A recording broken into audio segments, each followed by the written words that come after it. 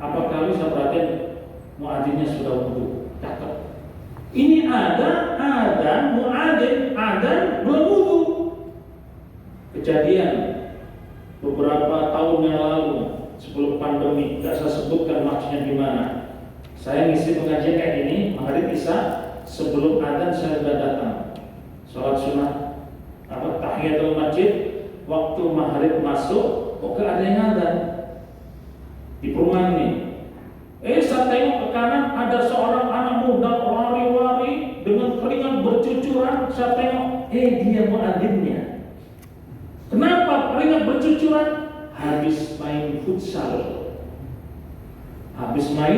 futsal. Karena dia tahu itu waktu maghrib sudah masuk. Dia tanpa pandang bulu lari lewat belakang masjid, masuk pintu belakang masjid, langsung masuk di mesin masjid, langsung ada di dalamnya. Selesai adzan, kita semua sholat sunnah.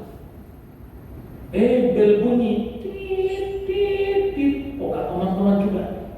Kalau di perumahan yang komat gak ada Pak, orang-orang komplek. Kalau kita enak sikat sana. Ini dicari mana muadzinnya?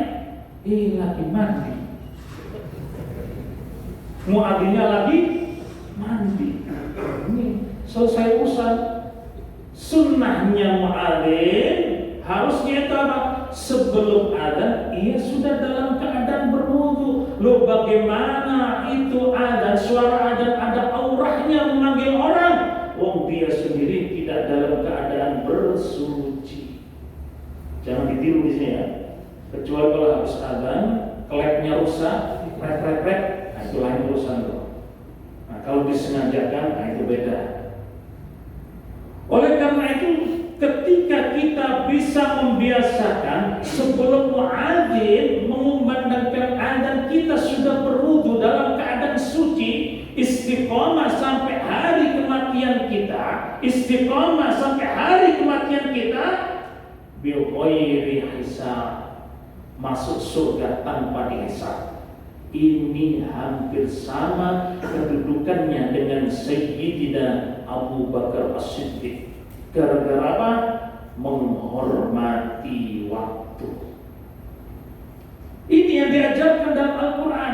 Inna sholata kanat 'alal mu'minina kitaban mawquta. Makanya di dalam Al-Quran banyak sekali Allah bersumpah tentang waktu. Wadduha, wal-laili, wal-asri, wal-fajri dan lain sebagainya. Begitu pentingnya waktu di dalam Islam. Ketika orang itu bisa memanfaatkan waktu dengan baik, maka ia akan hidup sukses baik di dunia dan akhirat. Ketika orang itu tidak bisa memanfaatkan waktu dengan baik, maka ia akan tergilas dengan perjalanan waktu itu sendiri. Kira-kira pengajian ini bisa diulang lagi nggak? Duduk kayak gini, nggak akan bisa. Beberapa waktu kemarin orangnya dikit, banyak lagi, nggak bisa. Makanya waktu itu benar-benar gunakan semaksimal mungkin dalam rangka pengabdian diri kita kepada Allah. Kalau enggak, kita rugi, akan tergilas dengan perjalanan waktu itu sendiri. Makanya sekali lagi, bulan Rajab, bulan koreksi. Pertanyakan terhadap diri kita masing-masing, sudahkah sholat 5 waktu yang kita lakukan khusyuk seperti sholatnya Nabi? Kalau ngikutin Nabi berat, bukan kelas kita. Kalau kita lihat sejarah bagaimana Rasulullah sholat, gak kelasnya lah. Kita turun ke bawahnya, sahabat beliau sekaligus menantu beliau, siapa? Sayyidina Ali bin Abi Thalib. Bagaimana sholatnya Ali bin Abi Thalib? Ketika waktu perang, pundaknya tertancap anak panah, mau dicabut oleh sahabat yang lain. Apa kata Fatimah istrinya? Jangan dicabut dulu, biar Ali sholat.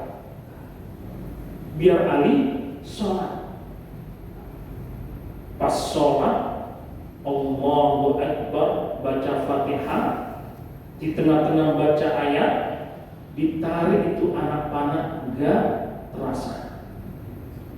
Bisa dibayangkan Pak, bagaimana khusyuknya Ali dalam sholat. Anak panah yang nancap di pundaknya ditarik gak terasa pas sholat. Saking khusyuknya rasa sakit hilang. Saking khusyuknya dunia ini kosong, yang ada dia dengan Allah semuanya hilang. Loh, bagaimana kita ini mau meniru khusyuknya sholat kita seperti Ali? Wong khusyuknya kita sebatas digigit nyamuk saja terasa. Allahu Akbar. Benar tuh. Enak.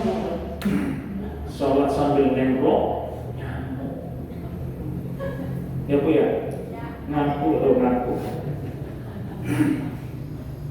Ketika pundaknya dicabut, anak panah gak terasa. Jadi gak usah pakai infusan. Sekarang infus, mau diapa-apain infus. Ali sholat saja diapa-apain gak terasa. Begitu bisa dibayangkan khusyuknya Ali itu bagaimana.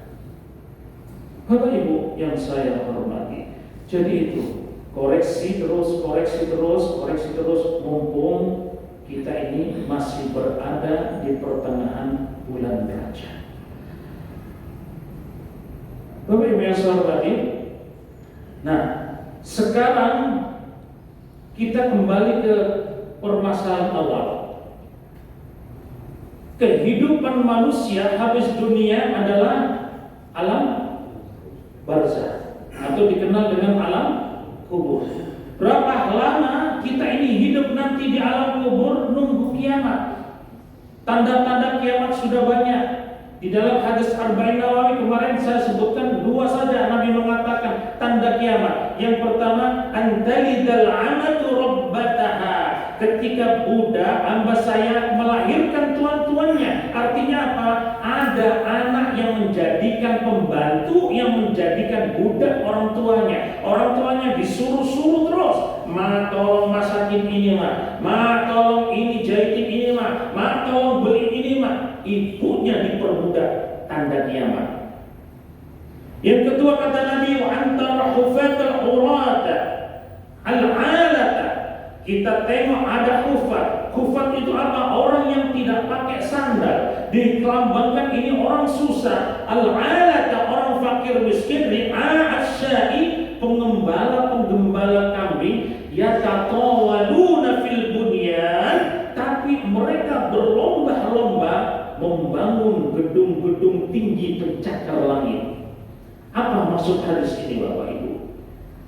Orang-orang susah yang digambarkan tadi, ri'a as-sa'i, penggembala kambing gak pakai alas, orang fakir miskin tiba-tiba dapat harta yang banyak, uang yang melimpah, sehingga dia sendiri tidak tahu bagaimana mengatur harta itu, tapi ia gunakan berlomba-lomba urusan dunia. Yang lagi viral di mana Pak? Tuban. Tuh, mobil-mobil mewah diboyong-boyong. Luar biasa itu. Lagi viral, muncul lagi di dekat Semarang. Sama. Kenapa? Lahannya dibebaskan. Atau yang bebaskan siapa? Sebenarnya kejadian ini sudah terjadi di daerah saya. 7 tahun yang lalu, sekitar 7 tahun itu kayak gitu. Di daerah Gresik, wilayah saya itu penghasil utama tambak, Bandeng, udang. Beberapa tahun ini petani tambak hancur. Kenapa?